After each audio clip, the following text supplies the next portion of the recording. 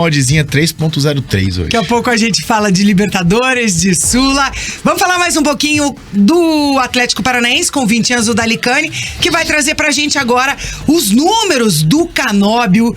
E olha, por mais que a torcida critique, não tem como negar a importância do Canóbio no time do Furacão, né, Vincenzo? Exatamente, TT. Impressionante o crescimento de produção do Canóbio nesse estágio da temporada, sendo de um jogador muito criticado para jogador praticamente idolatrado pela torcida do Atlético neste momento. Isso é traduzido nos números da temporada até aqui. Com assistência na partida contra o Goiás para o gol do Vitor Roque, o Canóbio chega a quase o triplo de participações em gol em relação à temporada passada. Nesse ano ele tem 41 jogos, 5 gols e 6 assistências, 11 participações diretas em gols do Atlético. Em 2022, com quase 41 jogos, com 39 jogos, ele teve apenas 3 gols. Então ele soma praticamente o triplo das participações da temporada passada, claro, com mais assistências também, né? Tem 5 gols, deu 6 assistências. Ano passado ele não deu nenhuma pelo Atlético. O Canóbio cada vez mais influente, cada vez joga mais espaçado no campo, já jogou de ala, já jogou de volante, já jogou de atacante, e que se somar as pré-assistências, as jogadas em que ele começa a jogada do gol, tem o seu número de participações em gol que sobe para 15. Então,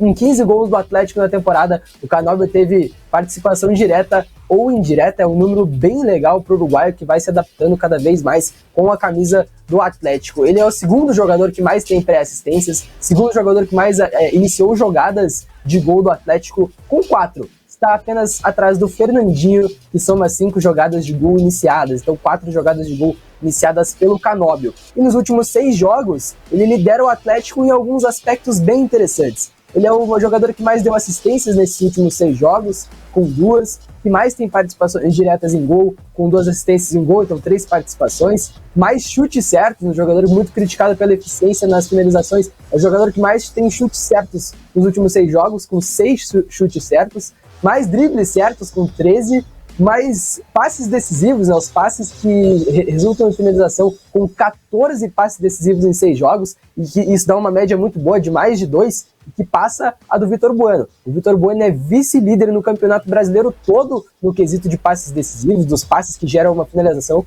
Nos últimos 6 jogos, o Canóbio ultrapassa o Vitor Bueno no quesito. Então é um número muito interessante. Eu perguntei ao Wesley a que se deve essa nova fase do Canóbio, a que se deve essa fase mais influente, mais interessante, mais elogiável do Canóbio com a camisa do Atlético. Ele respondeu aí, vamos ouvir o Wesley Carvalho. O Canóbio teve muitas dificuldades para poder jogar aqui no início, quando ele chegou aqui, de adaptação, é normal. E é um jogador que pode jogar como extremo, fazendo uma linha de 5, sem bola, defendendo com a linha de 5. Tem características físicas para isso, tanto ele como o Coelho, e sustenta isso fisicamente no campo. É um jogador que pode jogar que podemos chamar de terceiro homem de meio campo, sem bola, ele entrando como uma linha de 5-3-2. E é um jogador que pode jogar de centro, pode jogar de ponta direita. Então, assim, é um jogador, pelas suas características físicas, ele acaba sendo um jogador muito tático e dá uma variação para o treinador muito grande. Tem uma dificuldade para fazer gols, tinha dificuldade para cruzar a bola com a perna esquerda, mas eu vou te falar, é um jogador altamente profissional, um jogador que termina o treino, fica me pedindo para poder fazer lançamento longo, para poder dominar com a perna esquerda, para poder cruzar.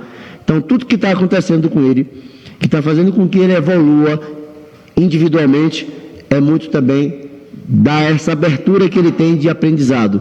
É um garoto novo ainda, tem muito a evoluir, tem objetivo na sua vida de continuar indo para a seleção, e ele sabe, para ir para a seleção com o Bielsa, ele vai ter que melhorar muito individualmente a parte técnica, porque a tática de entendimento isso ele já tem. Tá aí o Wesley, então, sempre comentamos, né? O Canóbio sempre foi um jogador que foi ativo defensivamente, contribuía muito na recomposição, mas na parte técnica pecava. Agora vai melhorando na parte técnica e, pelo que o Wesley Carvalho falou, tem muito trabalho, tem muito treinamento nessa evolução do Canóbio. Queria deixar a provocação, o questionamento aos amigos da bancada aí. O Canóbio é o jogador em melhor fase do elenco do Atlético hoje ou tem alguém na frente? Queria saber de vocês. Antes dos comentários, eu gostaria de fazer uma observação, Vincenzo, até complementando aí as informações que você trouxe. Tô aberto aqui a nossa planilha do PAN da partida do mês de agosto. Como vocês sabem, todo jogo a gente escolhe aqui o melhor em campo e a minha tabulação é feita mês a mês. Se você falar que o Canóbio ganhou todos, eu vou ficar em choque. Não, no mês de agosto, o Canóbio, no mês de agosto, só no mês de agosto, hein?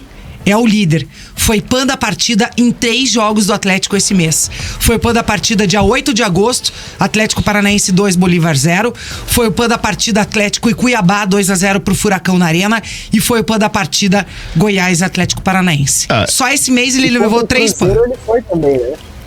Contra o Cruzeiro, acho que não então, era agosto todos ainda, os jogos em casa, né? Sim, só... Não, contra o Goiás foi fora. Contra o Goiás foi fora. Só trazendo o mês de agosto, né, Vincenzo? Só esse mês ele levou 3 vezes o PAN da partida. Então, assim, olha. Vamos lá. Eu ia falar que não. É que é proporcional ao tanto que ele corre, né? Então, tanto que você corre, mais chance você vai criar, não quer dizer que você vai aproveitar. Eu ia falar que não é o jogador em melhor fase, porque pra mim o Fernandinho é o mais estável jogador que joga no futebol paranaense. Sim.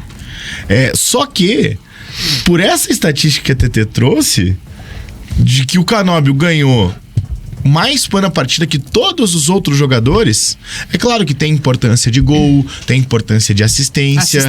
Né? Por exemplo, teve um jogo, eu não vou lembrar o jogo que foi. Acho que foi o jogo contra o Cuiabá, que o Canóbio foi muito mal no primeiro tempo, terminou fazendo gol e daí depois no segundo tempo ele jogou demais. Tanto que a gente votou nele como PAN na partida no primeiro tempo. No segundo tempo. E no primeiro tempo, não. No primeiro tempo, ficou criticando ele no intervalo. Beleza, fez o gol, ótimo e tal, pelo menos fez o gol. Mas não tava jogando nada. Só que uma coisa importante, até a Jana falou fora do ar aqui, eu vou abrir, uma coisa muito importante, que o Canóbio não desiste. Acho que tem um mental bom. Tá mal, só que ele continua tentando, ele não se esconde. Isso é importante. E eu tenho muitas as críticas, e eu sempre fiz essa comparação, pode não ser justa, mas eu sempre, pra mim, claro, o Canóbio é um jogador de um nível maior, mas eu entro nessa comparação do Canóbio com o Robson. Total. Porque são 2 jogadores extremamente voluntariosos, são 2 jogadores extremamente raçudos, participativos, que correm, participam, não se escondem nunca. Eles podem estar mal, que eles vão estar buscando. Só que eu acho que o Canóbio tem muito ainda margem para evolução, porque o Canóbio é jovem. Né? O Robson já tem 30 anos, né? Não tem tanta margem para evolução mais. O Canóbio toma muita decisão errada, mas ele tem evoluído. Isso é notório. Esse jogo contra o Goiás, por exemplo, ele teve uma baita chance aos 5 minutos de jogo.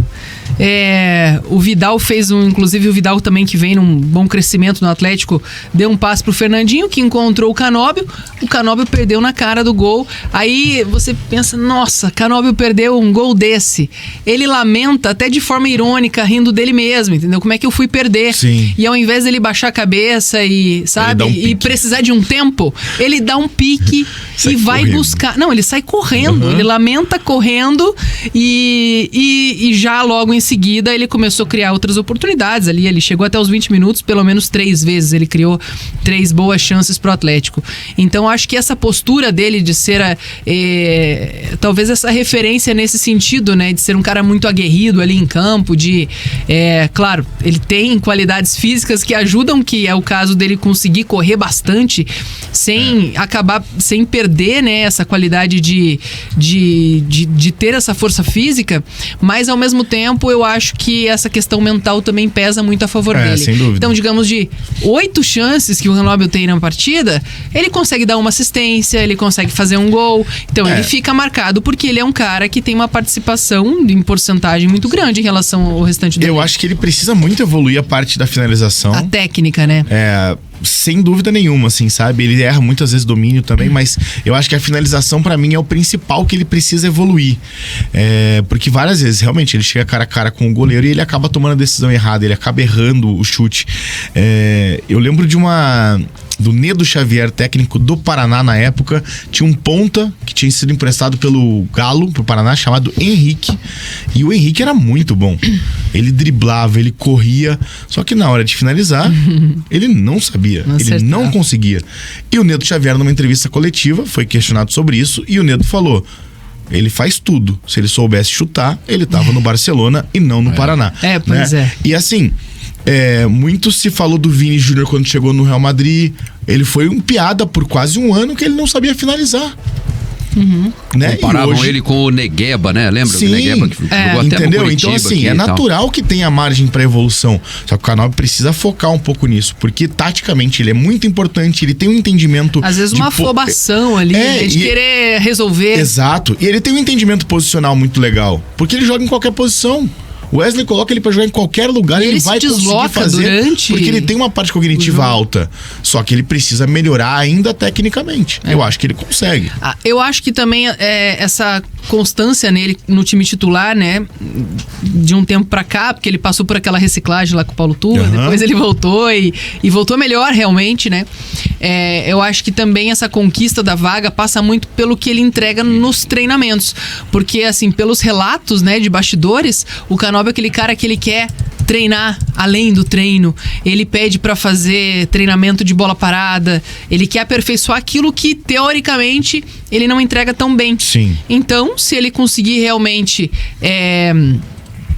fazer treinos que façam que ele evolua nesse quesito, poxa, olha o tamanho do jogador que o Atlético vai ter, né? Um cara que tem essa condição física muito boa, que tem a visão de jogo, né? Que tem esse cognitivo muito avançado e que vai finalizar melhor. Aí, com certeza, vai ajudar o Atlético a buscar os resultados sem tanto sofrimento, muitas vezes, né? Principalmente quando o Atlético joga fora de casa, porque realmente ele tem se destacado por isso, né? Por ser um cara que não se amedronta onde está, não se abala, né? Diante do adversário ou das condições do jogo ali.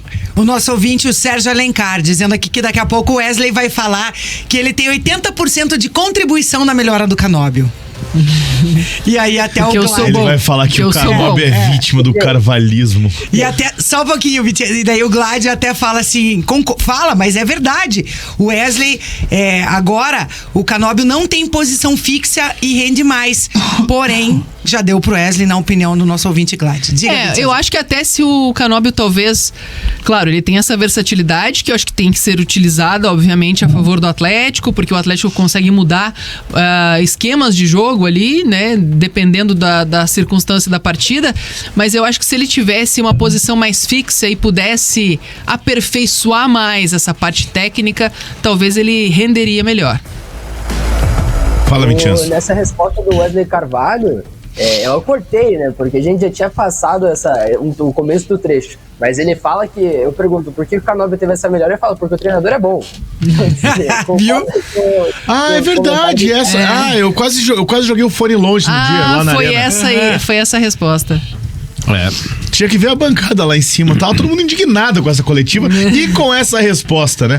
Porque uma resposta antes ele fala do carvalismo. Aí depois você pergunta sobre a melhora do Canóbio e ele fala porque o treinador é bom. Só que ele foi meio até... Vamos ter o dinismo contra o carvalismo ele foi meio grosso legal, até no início da resposta, né, Vincenzo? Aí depois que ele dá uma corrigida. Uma corrigida. Só que daí ele tenta quebrar o clima, mas ele quebra o clima com o é bom, né? Só que o bom já virou um chavão aí. Ele dá aquela risada, todo mundo fica com aquele sorriso amarelo, assim.